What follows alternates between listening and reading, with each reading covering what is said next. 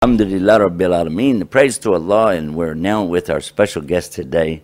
We're with our brother James. James, yes, 85 years of age. I just hope I'm strong enough to go through this interview. My throat has been giving me trouble.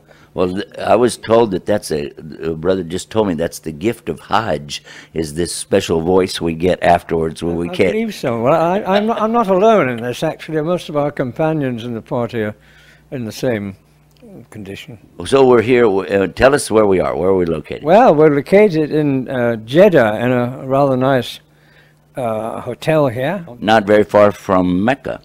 No, not very far. I don't know how many kilometers, but the journey time was about an hour or something like that. A lot depends on the traffic. Yeah, it does. So why would you and I, be here in a place usually associated with Arabs and that type of thing? Well, we're here as a newcomer to the Muslim faith.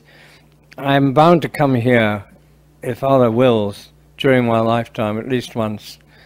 And I've been most fortunate with the people who have helped me come to the position I'm in today. And you're one of them, Brother Yusuf, to have this marvelous experience to come on this Hajj. It really has been.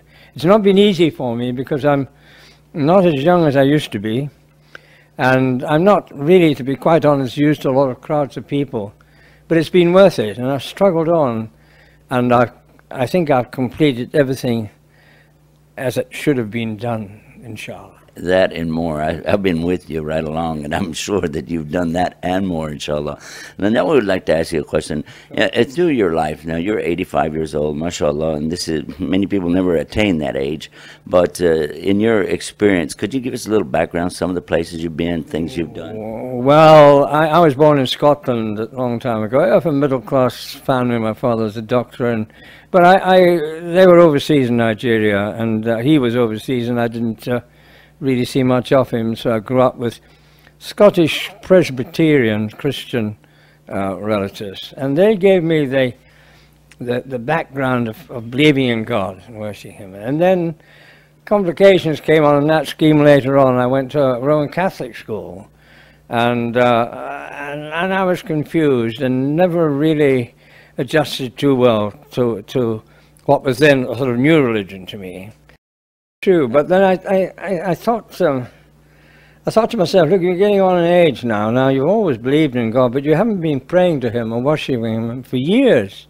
So it's about time you got down and did something about it. Now, nobody forced me, but I always had a feeling that that Jesus is only a prophet, one of Allah's prophets, and I thought that the Muslim religion was the only one for us.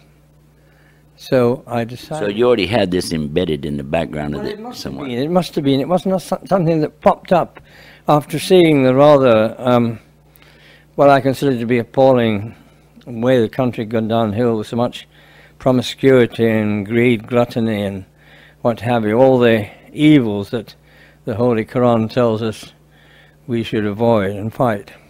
So I decided to become a Muslim. Nobody twisted my arm, nobody forced me, but it was just through Allah's intervention that completely, almost not accidentally, but I was making a money transfer to some poor Africans in South Africa who were suffering.